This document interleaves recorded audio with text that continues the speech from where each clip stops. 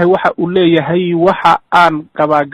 gabadhaasi waxa ay saaxiib la tahay dad aan wanaagsanayn oo rag iyo dumar bale ayay asxaab la tahay ayuu leeyahay marar badan ayaan uga digo waxaan ku iri walaal nagada dadkan aan wanaagsanayn ee aad xiriirka leedihiin laakiin way ka dhaga adkaysatay ayuu leeyahay aniguna ma doonayo in sumcaddaydu ay halawdo ama la arko xaaskayga oo la socota dad ka hooseeya ama aan u qalmin dhinaca diinta dadka ay la socotahay dad xijaaban maahan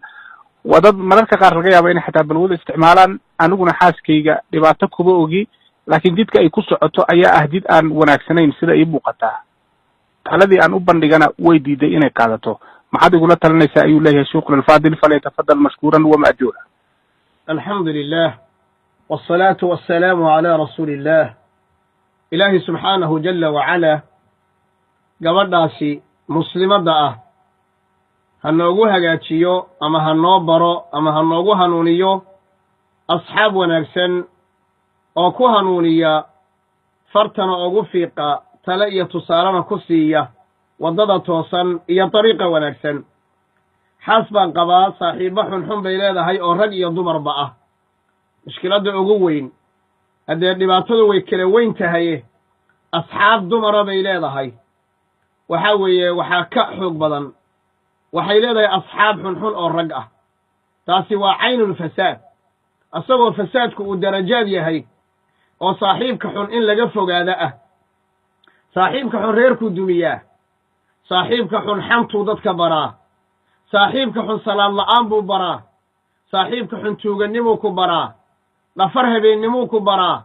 muusigaduu ku baraa waxaa weeye xafladaha xunxun buu ku baraa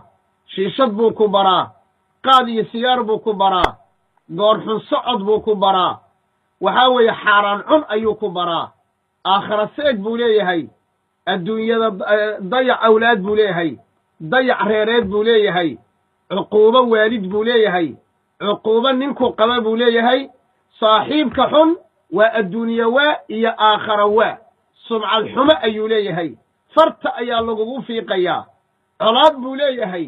uu colaad qofku u qaado dadka wanaagsan ee ahlu diinka ah ahlu dacwada ah culummada iyo masaajidada ayuu qofka colaad u qaadaa markuu saaxiibka xun khayrka inuu maqlo ma doonayo inuu muxaadaraadka dhegaysto ma doonayo saaxiibka xunay horta fasahaad oo dhan baa iskugu imaada waana miduu allah subxaanahu wa tacaala oo qur'aanka nooga digay dadka adduunyada saaxiibada ku ah hal qolo laba unbaa badbaadaysaa laba qof unbaa badbaadi qaala tacaala alakhillaa'u yowmaidin bacduhum libacdin cadow ila almuttaqiin asxaabta saaxiibada adduunyada waxaa weeyaan adduunyada saaxiibo ku ah aakhare markay tagaan acdaabay isku noqon mid walba midka kaluu ka beri noqon ilaa kuwa ilaahay diintiisa iyo laa ilaaha ila allah iyo kelimatu tawxiid kuwa ku walaaloobay ma ahane saaxiibka xun khatarta uu leeyahay wa qaala arasuulu yaa rab ina qawmi ittakhaduu hada alqur'aana mahjuura waxaan rabaa aayaddii kaloo dhahaysay allah subxaanahu wa tacaala hebel maxaa saaxiib oga dhigtay allah subxaanahu wa tacaala wakadalika axaadiisa nabiga sala allahu alayhi wasalam mathalu ljaliisi الصaalixi wa jaliisi الsuu'i ka xaamil almiski wa naafki ilkiir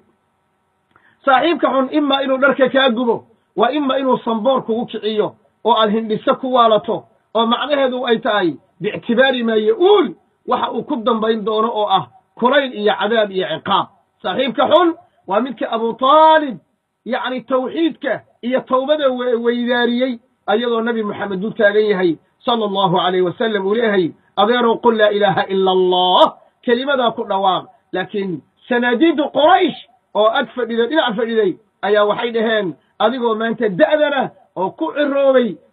maxaa la yidhahdaa calaa diini cabdilmutalib miyaad maanta aad wiilkan yar ee agoonka ah aad naga raacaysaa waa midka weydaariyey kelimatu tawxiid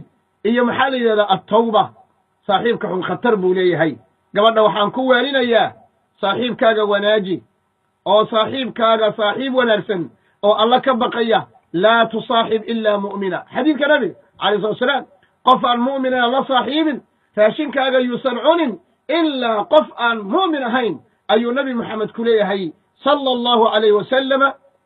qur'aanka ilaahay wuxuu noogu sheegay qolo dhihi doontaa yacni adduunyada nin baa jiri jiray oo saaxiib xun ahaa oo aakhiradayda iyo adduunyadaydaba yacni meel xun raba inuu iga tuuro khaasatan aakhiradayda talow xagee buu ku jiraa oo ma jannuu ku jira mise naar buu ku jira bal kaalaya ila soo fiiriya fii suurati asaafaat ayuu alla nooga sheekeeyey subxaanahu wa tacaala hal antum muطalicuun faطalaca fara'aahu fii sawaa'i aljaxiim qaala tallahi in kidta laturdiin walowlaa nicmatu rabbii lakuntu min almuxdariin wallahi waad ku sigatay inaad meeshaad ku jirto aad igu tuurto oo sabab iigu noqoto laakiin lowlaa raxmadda ilaahay iyo naxariista allah hadduusan alle ii huwiyeen oo uusan mare iiga dhigeen oo ilaahay sibqe iyo riinji iiga dhigeen oo usan igu riinjiyeeyeen waxaa weeyaan sibqat allah haa waman axsanu min allahi sibqa wa naxnu lahu caabiduun walle meesha ayaan ku jiri lahaa gabadha marka waxaan leehay hadday rag noqdaanna ka daran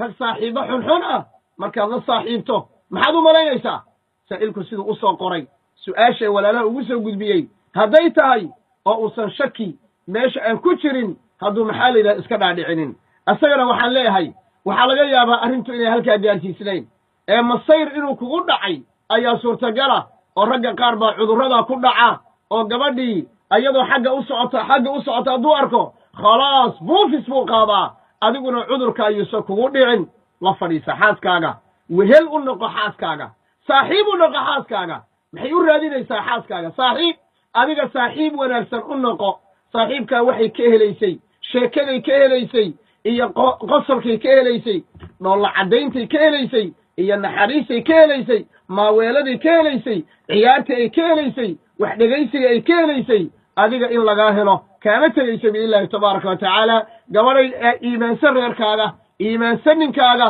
maqal ninkaaga zawjkaaga maqal dan bay ku tahay gurigaagay dan u tahay muslimiintay dan u tahay carruurtaaday dan u tahay abubakar baa soo saari cumar baa soo saari radiallahu allahu tacala canhu ajmaciin imaamu shaafici axmed binu xambal baa soo saari adduunyadana waad ku liibaani way ku anfacayaan aakharana